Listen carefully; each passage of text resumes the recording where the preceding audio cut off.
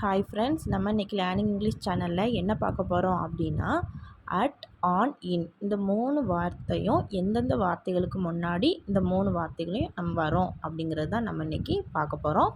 இந்த சேனலை நீங்கள் இது வரைக்கும் சப்ஸ்கிரைப் பண்ணலன்னா சப்ஸ்கிரைப் பண்ணிக்கோங்க. பக்கத்தில் இருக்கிற பெல் ஐக்கானையும் கிளிக் பண்ணிக்கோங்க. ஃபஸ்ட்டு வந்து அட் அப்படிங்கிறது என்னென்ன எதுக்கு முன்னாடிலாம் அட் வரும் அப்படின்னா, ஒரு ஸ்பெசிஃபிக் டைம் முன்னாடியும் ஒரு ஹாலிடே பீரியட் முன்னாடியும் அட்டுங்கிற வார்த்தை வரும். சரியா? அப்போது அட் 8:30 அது ஒரு டைம் 8:30. அட் கிறிஸ்மஸ் ஒரு ஹாலிடே பீரியட், அதுக்கு முன்னாடி அட் வரும்.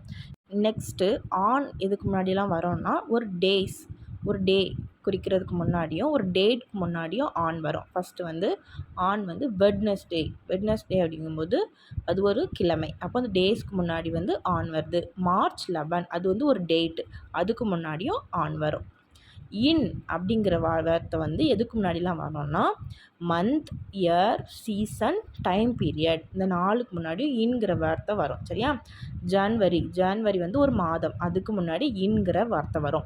2024 அப்படிங்கிறது ஒரு வருஷத்துக்கு முன்னாடி இன்கிற வார்த்தை வரும்.